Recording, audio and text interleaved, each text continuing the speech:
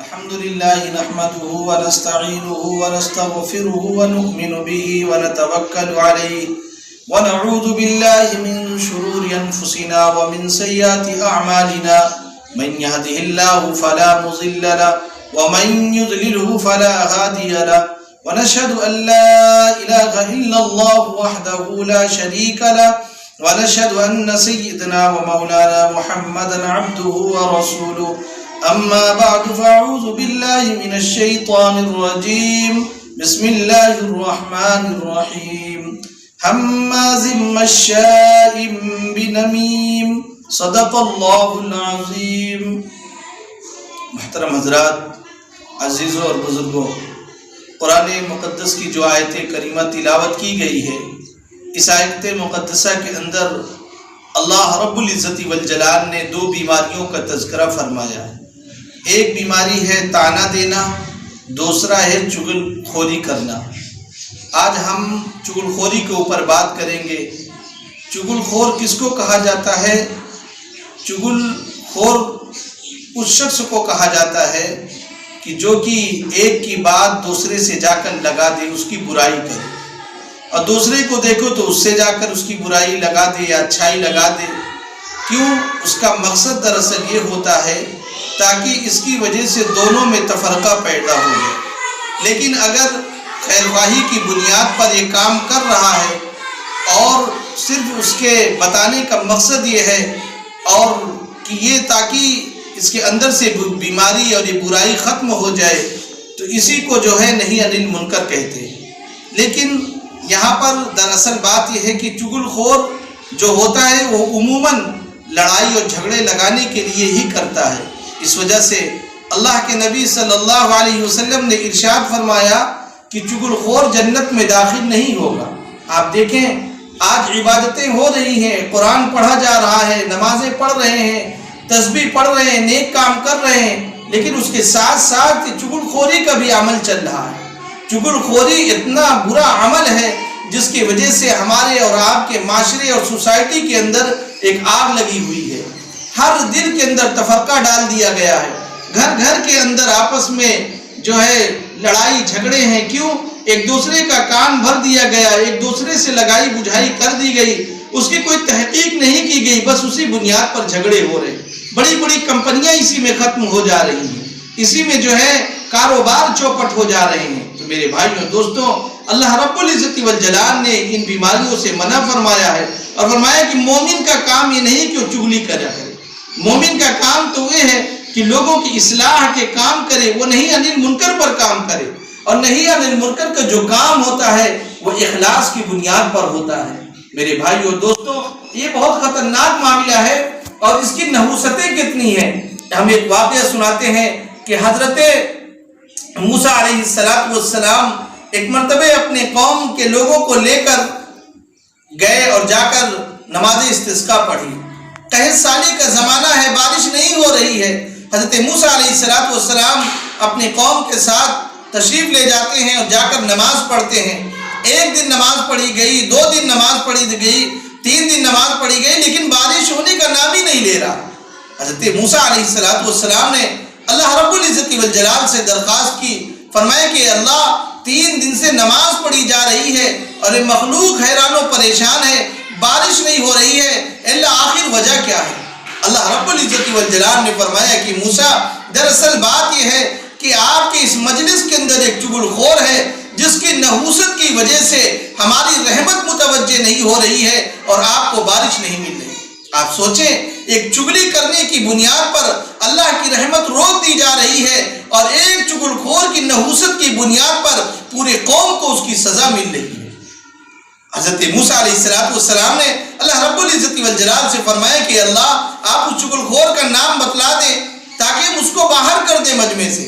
اللہ رب العزت والجلال نے فرمایا کہ اے موسیٰ، ہم تو جو ہے چغل خوری سے منع کریں اور خود چغلی ہم کریں، یہ نہیں ہو سکتا ہے. بلکہ اپنے قوم کے لوگوں سے آپ کہو کہ وہ توبہ اور استغفار کرے، وہ سچے دل سے توبہ کرے، اللہ کی رحمتوں کی بارش کا نزول ہوگا. حضرت موسیٰ علیہ السلام نے یہ پیغام اپنے قوم کے لوگوں کو بتلایا. جب یہ پیغام ان کے قوم کے لوگوں نے سنا تو اس میں جو چغل چغل خور تھا وہ بھی توبہ کرنے کے لیے تیار ہو گیا۔ اب جب اس نے توبہ کیا تو فوراً اللہ کی رحمتوں کی بارش کا نزول ہونے لگا۔ میرے بھائیوں دوستوں، یہ چغل خوری نہایت ہی خطرناک چیز ہے۔ ایک مرتبہ کے ایک واقعہ اور سناتے ہیں۔ ایک غلام تھا، وہ بازار کے اندر بک رہا تھا اور بیچنے والا یہ اعلان لگا رہا تھا، صدائیں لگا رہا تھا کہ اس کے اندر تمام اچھائیاں ہیں، صرف ایک اچھائی ہے کہ چغلی لگاتا ہے۔ وہ جو خریدار تھا اس نے کہا کہ خرید لے، کوئی ایسی بہت بڑی بیماری تو نہیں ہے۔ اس بیماری کو بہت معمولی بیماری سمجھا۔ اس نے کہا کہ خرید لیتے ہیں، اور خریدنے کے بعد اس کو اپنے گھر پر لے کر آئے۔ لانے کے بعد کافی دن کے بعد اس غلام نے اس کی بیوی سے کہا کہ آپ کو پتا ہے آپ کے آقا جو ہمارے آقا جو ہیں، ان کے آقا کی جو ہے عادت صحیح نہیں ہے، یہ کسی غیر سے ان کا تعلق ہو چکا ہے۔ بیوی نے کہا ایسی بات تو نہیں ہے، کبھی آج تک ایسا ہوا ہی نہیں ہے، تم غلط خبر دے رہے ہو۔ اس نے کہا کہ نہیں، جو بات ہم بتلا رہے ہیں، اگر آپ نے اس بات کو نہیں سمجھا تو آپ کا گھر اجڑ جائے گا، آپ کے ساتھ جو ہے ظلم زیادتی کا معاملہ ہوگا۔ بس اس نے کہا کہ پھر کیا کریں، اور بیچاری ناسمجھ وہ نہیں سمجھ پائے۔ اس نے کہا کہ کیا کیا جائے، تو اس نے کہا ایک کام کرو کہ جب آپ کے شوہر سو جائیں تو استورا لے کر ان کے داڑھی کے نیچے کا بال تم مجھے لے کر آنا، پھر اس کے بعد ہم اس کا علاج بتا دیں گے۔ اب وہ عورت بیچاری راضی ہو گئی، اس کو تو اپنی کائنات ڈوبتی ہوئی نظر آ رہی تھی کہ چغل خور نے ایسا کان اس کا بھرا کہ اس نے یقین کر لیا، اور فوراً یہ آقا کے پاس پہنچا اور آقا سے جا کر کہنے لگا آپ کی جو یہ بیگم ہے، بیگم کی عادت صحیح نہیں ہے، کسی غیر سے ان کو جو ہے ان کو محبت ہو چکی ہے۔ اور اس نے کہا نہیں، ایسا کوئی معاملہ نہیں ہے، ایک زمانہ ہو گیا ہے ہم زندگی گزارتے ہوئے، لیکن آج تک کوئی ایسا معاملہ تو نہیں ہوا۔ اس نے کہا آپ یقین مانے نہ مانے، آپ اس کو آزمانا چاہتے ہیں تو آزما لیں۔ آج رات میں آپ جو ہے بناوٹی نیند سو جائے، اور مصنوعی نیند سونے کے بعد آپ اپنا کام دیکھیں گے، وہ جو ہے آپ کو استورا لے کر قتل کر دے گی اور وہ اپنے عاشرہ کے پاس چلی جائے گی۔ اب وہ جو آقا تھا اس کو بہت رنجیدگی ہوئی، بڑا شرمندہ ہوا، اور بڑے افسوس کے بعد وہ جا کر سو گیا، اور ایک مصنوعی نیند، ایک بناوٹی نیند کے ساتھ سویا۔ اب یہ بیچاری بیگم یہ سوچ رہی ہے کہ اپنے شوہر کو قابو میں کرے، یہ استورا لے کر جیسے جاتی ہے، اس کے گلے کے پاس رکھنی تھی کہ وہ شوہر فوراً جاگ جاتا ہے اور اسی استورا سے لے کر اس عورت کو قتل کر دیتا ہے۔ اس کا معاملہ کیا ہوا؟ دیکھیے، یہ چغلی لگانے کی بنیاد پر ایک جو محبت کے رشتے تو قائم تھے، جو رشتے پیار محبت میں چل رہے تھے، اس رشتے کو اس نے برباد کر دیا۔ جب اس نے اس کے بیوی کو قتل کیا، اب اس کے گھر والوں کو پتہ چلا، اس کے ماں باپ کو وہ لوگ آئے، وہ آ کر جو ہے اس کے انتقاماً اس کے جو ہے شوہر کو قتل کر دیے۔ آپس میں ایک ہنگامہ ہو گیا، یہ دونوں خاندان آپس میں لڑائی میں لگ گئے، ابھی خاندان تباہ و برباد ہو گئے۔ کیوں میرے بھائیوں دوستوں؟ صرف ایک چغلی کی بنیاد پر، جس چغلی کو ہم نے جو ہے بہت معمولی سمجھ رکھا ہے۔ آج ماں باپ میں نہیں پٹ رہی ہے، باپ بیٹے میں نہیں پٹ رہی ہے، ماں بیٹے میں نہیں پٹ رہا ہے، بیوی شوہر میں نہیں پٹ رہا ہے۔ کیوں؟ کوئی نہ کوئی چغلی لگا رکھا ہے، اس کے بارے میں غلط کان اس کے بھر رکھے ہیں۔ لہذا اس وجہ سے آقا مدنی صلی اللہ علیہ وسلم نے فرمایا چاہے جتنی عبادت کر لے، چاہے جتنے اچھے کام کر لے، لیکن اگر وہ چغل خور ہے تو کل قیامت کے دن جب اللہ کے سامنے حاضر ہوگا تو ذلت و رسوائی بھی اسے اٹھانی پڑے گی، اور جنت جیسا اعلیٰ مقام کے اندر سے بھی اللہ اس کو نکال دیں گے۔ میرے بھائیوں دوستو، یہ جو باتیں بتلائی گئی ہیں، ہم ان بیماریوں سے بچنے والے بنے۔